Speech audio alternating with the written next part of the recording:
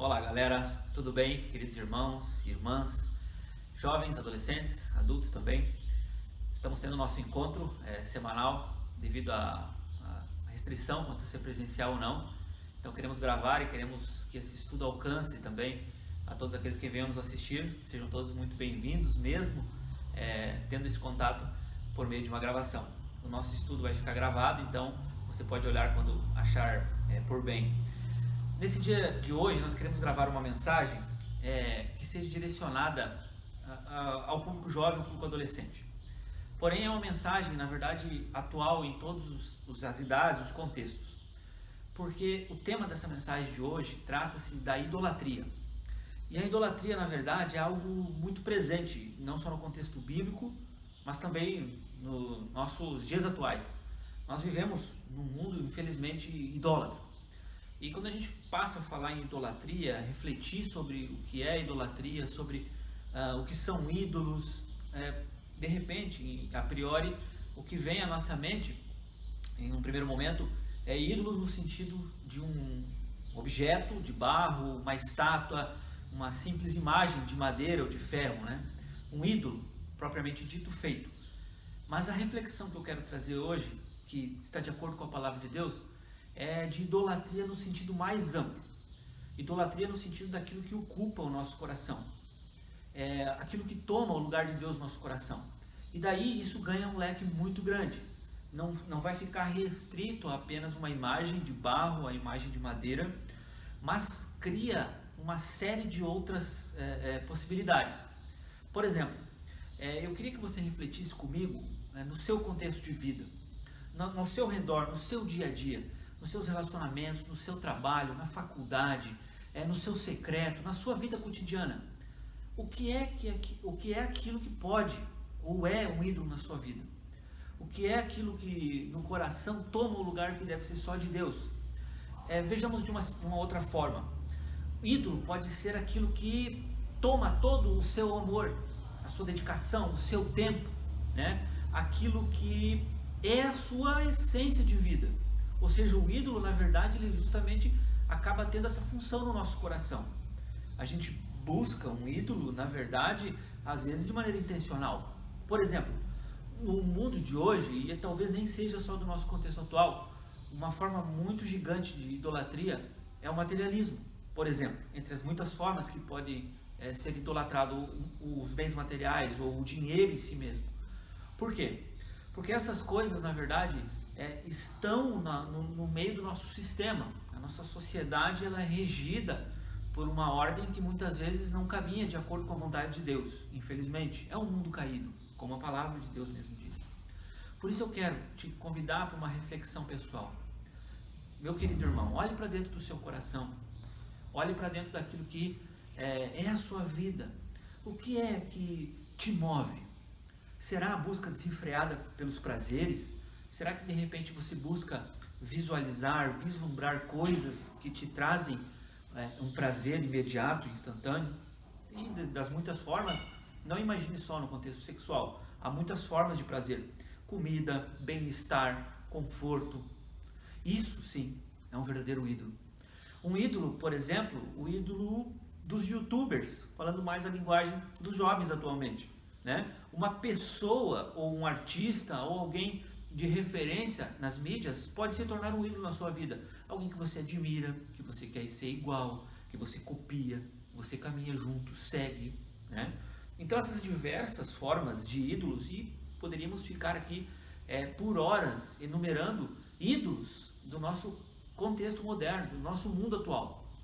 Talvez uma forma muito comum de idolatria também na sua vida, ou na vida da maioria das pessoas, seja a busca pela realização pessoal, de ser reconhecido, talvez na faculdade ser o melhor nos estudos, talvez ter o melhor emprego, entende? Essas coisas tomam o lugar de Deus no nosso coração e são sim ídolos. Veja bem, de nenhuma forma trabalho, dinheiro, estudo, essas coisas de maneira nenhuma são ruins, bem pelo contrário. Elas devem, e a gente deve trabalhar, a gente deve estudar, a gente deve ter relacionamentos, a gente deve ter nosso momento de lazer.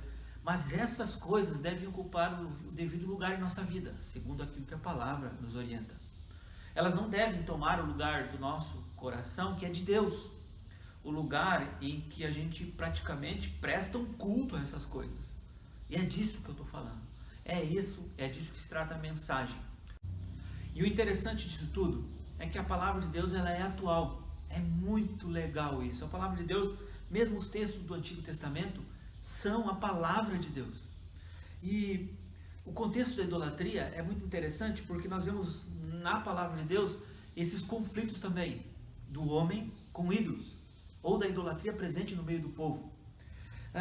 Um texto que eu quero compartilhar com vocês e que vai nos guiar no meio da busca pelo que é correto ou não, ou qual a direção de Deus então para a nossa vida, é o texto que está lá em Daniel, no capítulo 3. E é muito interessante porque dadas as diferenças de tempo, né, que são grandes, e também de contexto, as semelhanças com nossos dias surpreendem. Porque no capítulo 3 conta uma história de um rei chamado Nabucodonosor. Esse rei mandou fazer uma estátua de ouro gigante, de 27 metros de altura, com mais de 3 metros ou quase 3 metros de largura. E ele também emitiu um decreto no reino da Babilônia, onde ele reinava, dizendo que todos, as autoridades, desde as autoridades até os mais simples, todos, autoridades, sátrapas, que eram os governadores da época, todos, juízes, deveriam, inclusive os escravos, deveriam prestar culto a essa imagem quando tocassem instrumentos musicais. E a pena de não se prestar culto a essa imagem que Nabucodonosor, o rei da Babilônia, tinha criado, era a pena de morte, na fornalha de fogo, uma grande fornalha de fogo, onde eram jogados aqueles que não obedecessem à ordem do rei de se dobrar, de se ajoelhar diante da estátua de ouro que ele havia construído. E quando o decreto é emitido, uma coisa acontece.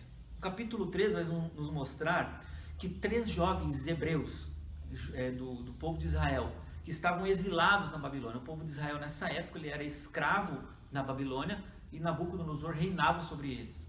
E esses 3 jovens, chamados Sadraque, Mesaque e Abednego, eles não obedecem ao rei.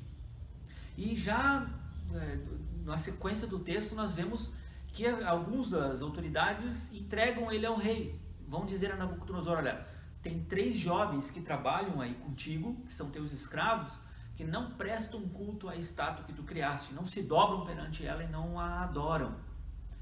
E meus irmãos, é surpreendente a decisão que esses 3 jovens tomam. Nos diz muito. Acompanhe comigo no capítulo 3 de Daniel, do versículo 16 a 18. Olha só, quando eles são confrontados com o rei, o que eles dizem ao rei. Porque eles são chamados ao rei e o rei Nabucodonosor diz: olha só, vocês têm a oportunidade de se dobrar diante da minha imagem.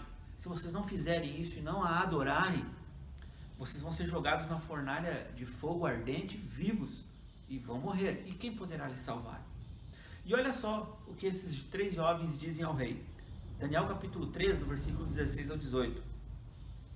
Sadraque, Mesaque e Abednego responderam ao rei: ó Nabucodonosor, não precisamos defender-nos diante de ti. Se formos atirados na fornalha em chamas, o Deus a quem prestamos culto pode livrar-nos, e ele nos livrará das tuas mãos, ó rei. Mas se ele não nos livrar, saiba, ó rei, que não prestaremos cultos aos teus deuses, nem adoraremos a imagem de ouro que mandaste erguer. E isso aqui destoa de todo o texto, porque nas partes anteriores, desde o início do capítulo 3, todo o povo, desde os mais ricos até os mais pobres, obedecem à ordem do rei, de se dobrar e adorar a imagem que ele havia criado. Mas de repente, nós vemos esses 3 se posicionando de uma maneira firme e dizendo: olha, nós temos um Deus e nós prestamos culto somente a Ele. E saiba, ó rei, que Ele pode e vai nos livrar da tua mão. Mas se Ele não nos livrar, nós não vamos nos dobrar diante da tua imagem. Que coragem desses jovens. E o interessante de Sadraque, Mesaque e Abednego é que eles tomam essa postura de decisão mesmo diante da pena que lhes estava sendo imposta. A coragem deles não estava baseado num simples princípio, mas na sua adoração a Deus. E meus irmãos, não adianta nós olharmos o texto bíblico e ficarmos nele. Como eu disse, a mensagem trata-se de idolatria. E eu pedi na introdução da mensagem que a gente pudesse olhar para o nosso contexto, como jovens, como adolescentes, como adultos. O que é que nós prestamos culto que não seja Deus? O que é aquilo na sociedade, no sistema de hoje, dinheiro, prazer, conforto, ou outras coisas, até mesmo ídolos de barro e de ferro, quem sabe, tomam o nosso lugar no nosso coração. E o interessante é que quando a gente olha para o texto, a gente vê que apenas 3 jovens diante de todo o povo se posicionaram. E como eu estava dizendo, não adianta a gente só olhar para o texto e achar legal, nossa, que decisão legal. Porque a palavra de Deus, ela existe para nos instruir, para nos exortar, para nos chamar à obediência. E quando a gente olha para isso, a gente vê algo de uma firme decisão, uma convicção desses jovens. E eu pergunto para você, quando a gente está diante de nossos ídolos modernos, a gente vai com a multidão?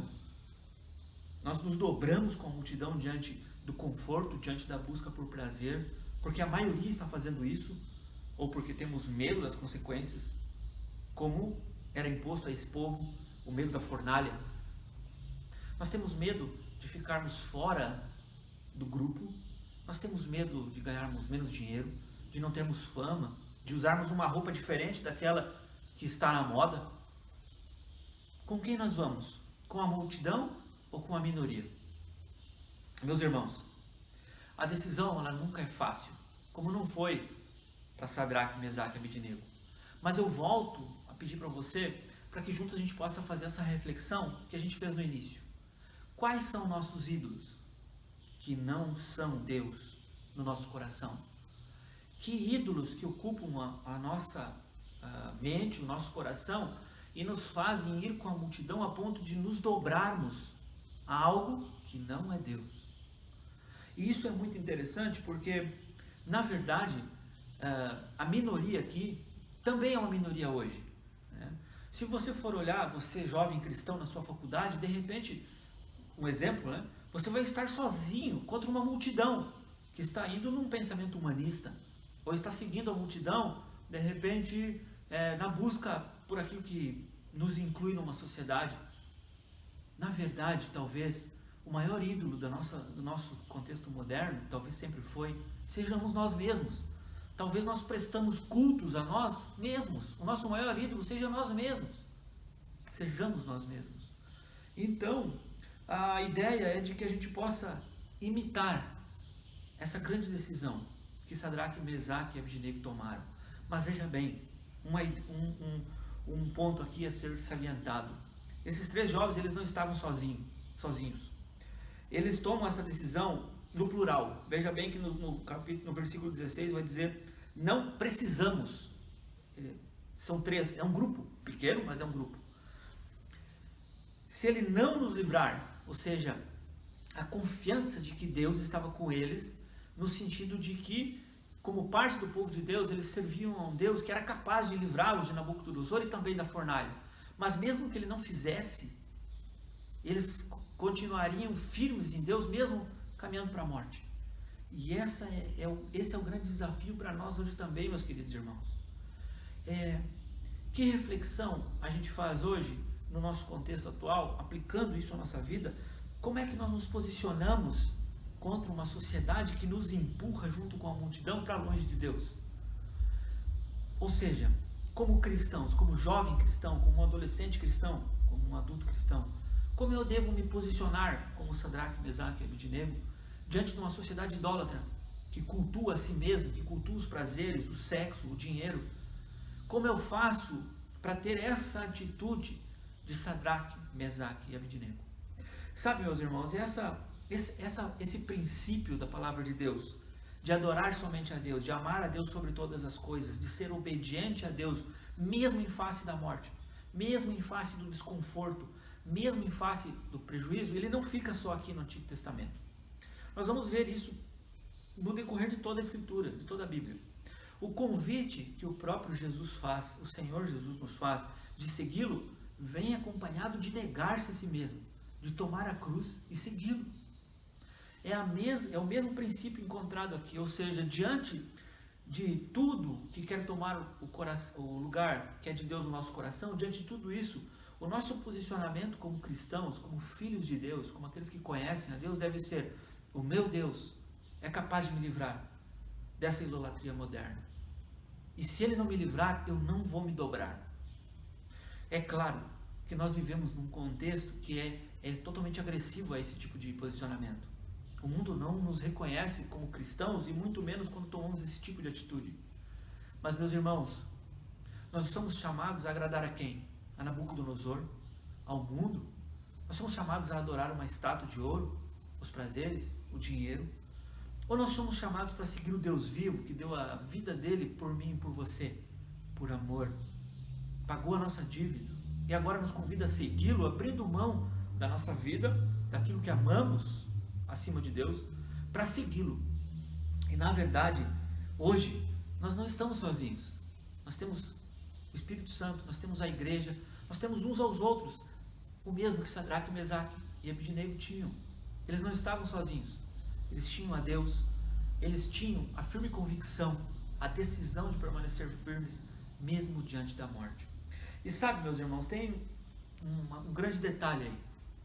A Bíblia, de capa a capa, a palavra de Deus, ela nunca promete prosperidade, ela nunca promete conforto, prazeres imediatos e constantes. Ela não promete livrar você dos perigos e das dores, do sofrimento. Mas ela promete sim um Deus que, como foi com Sadraque, Mesaque e Abednego, estar com você no meio desse mundo. Aliás, foi essa a oração do próprio Jesus em João 17. Ele pediu a Deus que não tirasse os seus do mundo, mas que os guardasse do maligno. E o convite de Jesus continua aberto para você, para mim, para todo aquele que reconhece que Deus amou o mundo de tal maneira que enviou seu Filho a este mundo, para pagar a minha dívida, a sua, para que nós não perecêssemos, mas tivéssemos a vida eterna. Sabe, meus irmãos, a idolatria do eu, a idolatria do ego, a idolatria do prazer, daquilo que nos traz conforto, ela existe só para esse mundo. Essa é a maior mentira. Essas coisas não prometem e não podem nos dar uma vida eterna.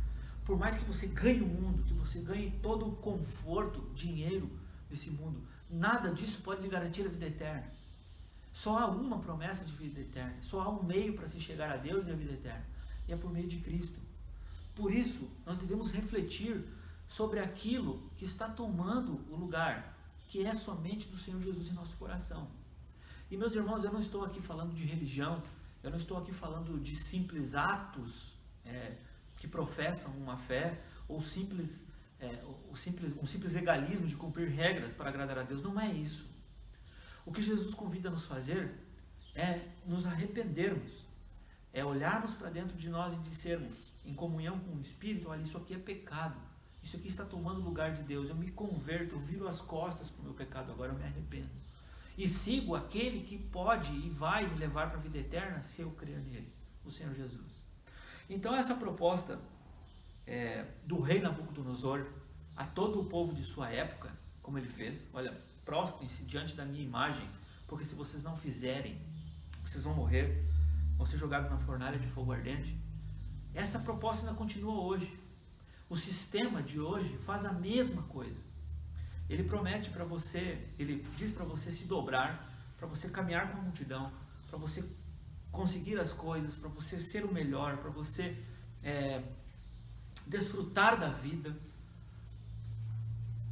E se você não fizer isso, você vai perder sua vida. É isso que o sistema de hoje faz. Assim como o Nabucodonosor fez. O mesmo está diante de nós também com relação ao que acontece no restante do texto. Porque do versículo 19, que nós lemos até o 18, 16 a 18, né? Do 19 até o final do capítulo 3, nós vemos que Deus não livrou Sadraque, Mesaque e Abednego do fogo. Pasmem vocês. Se você ler o capítulo 3, você vai perceber que o rei Nabucodonosor fica indignado. Ele muda o semblante dele e ele diz: atirem esses caras no fogo. E não façam só isso. Aumentem a fornalha 7 vezes mais. E o fogo foi tanto que os soldados que foram jogar os 3 lá dentro, Sadraque, Mesaque e Abednego, morreram com as chamas tão fortes que estavam. Mas Deus não livrou-los da fornalha. Eles foram jogados lá dentro. Mas a história ainda não acaba aí. De dentro da fornalha, Nabucodonosor ficou muito surpreso, ele e todo o restante do povo, quando ele viu um quarto homem lá dentro. E esse quarto homem que está lá com eles, a Bíblia não fala quem é, não diz quem é, mas nós podemos dizer, nós sabemos pela fé quem é. E quando eles pedem para Sadraque, Mesaque e Abednego saírem do fogo, eles saem e nem sequer as roupas deles foram queimadas, eles não tinham nem cheiro, nem chamuscado de fogos, nada. E o nome do Senhor é honrado por meio dessa decisão que Sadraque, Mesaque e Abednego, dessa convicção que eles tiveram de não se dobrar diante de uma cultura idólatra que os chamava à adoração daquilo que não era Deus. E o interessante é que agora o decreto desse rei idólatra muda. No versículo 20, ele decreta que todo homem de qualquer povo, nação e língua que disser qualquer coisa contra o Deus de Sadraque, Mesaque e Abednego, seja despedaçado, sua casa seja transformada em montes de entulho, pois nenhum outro Deus é capaz de livrar dessa maneira. Linda história aqui que vemos no capítulo 13 de Daniel. A palavra de Deus, ela é linda. Ela nos mostra um Deus que é capaz de qualquer coisa, mas antes de tudo, Ele quer ocupar um lugar no seu coração que é só dele. Ele quer desenvolver em você essa convicção de se posicionar, mesmo num mundo egoísta, num mundo idólatra, num mundo apaixonado pelos prazeres, pela fama, pelo reconhecimento e por tantos outros ídolos. Ele quer gerar em você essa convicção de que somente Ele é Deus e de que talvez Ele não lhe salve da fornalha, não porque Ele não tenha poder, mas talvez porque Ele quer te levar às últimas consequências para mostrar por meio de você que Ele é Deus para esse mundo e que Ele reina, apesar de tudo que acontece desfavoravelmente, entre aspas, para mim e para você.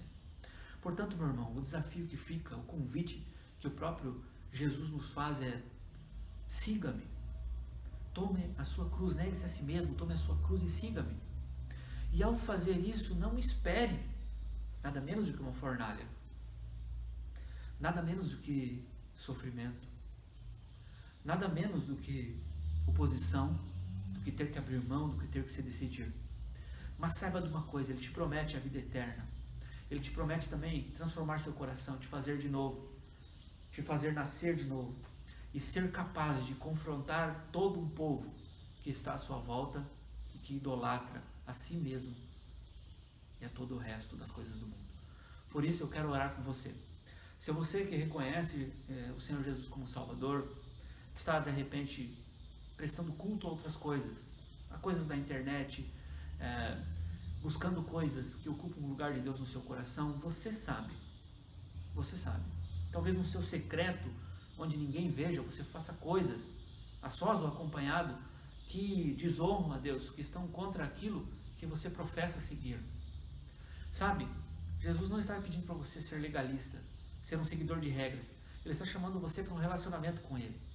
E ao você fazer isso, as outras coisas, o cumprir de regras, o ir ao culto, o relacionar-se com irmãos cristãos, tudo isso vai ser consequência de um relacionamento seu com o Senhor Jesus. Por isso, eu quero orar por você também, que conhece o Senhor Jesus e que quer tomar essa posição de seguir somente a Ele e de lutar contra essas coisas que se agarram ao seu coração. E meu irmão, de repente não vai ser fácil. De repente essas coisas vão continuar ao longo da sua vida insistindo por meio dos seus desejos, por meio da sua mente, querendo buscar de novo você para essa adoração dessa estátua de ouro, desse ídolo. Mas saiba que o Senhor prometeu estar conosco até o fim dos tempos. E Ele também nos deu uma missão de fazermos discípulos. Então você tem algo a fazer nesse mundo. Posicione-se, siga Jesus. Eu quero orar por você. Senhor Deus e Pai, que grande privilégio podermos ver na Tua Palavra algo tão atual. Não mudou nada. Tem ídolos hoje que são tão fortes como Nabucodonosor era em sua época. São tão apelativos a ponto de nos prometerem que vamos até mesmo ser condenados de várias formas se não nos dobrarmos a esse tipo de idolatria moderna.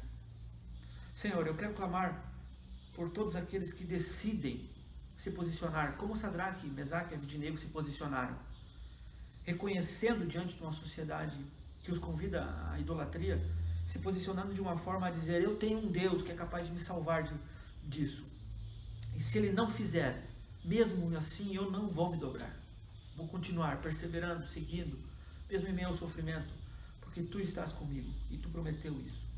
Senhor, eu clamo por cada jovem, cada adolescente de nossa igreja, de nossa cidade, do mundo, que possa vir a ter um relacionamento contigo, que possa crer em Ti, Te obedecer, se dobrar somente a Ti e renunciar a todo e qualquer ídolo, seja ele que traga prazer, dinheiro, reconhecimento, a si mesmo, qualquer ídolo que ocupe o Teu lugar.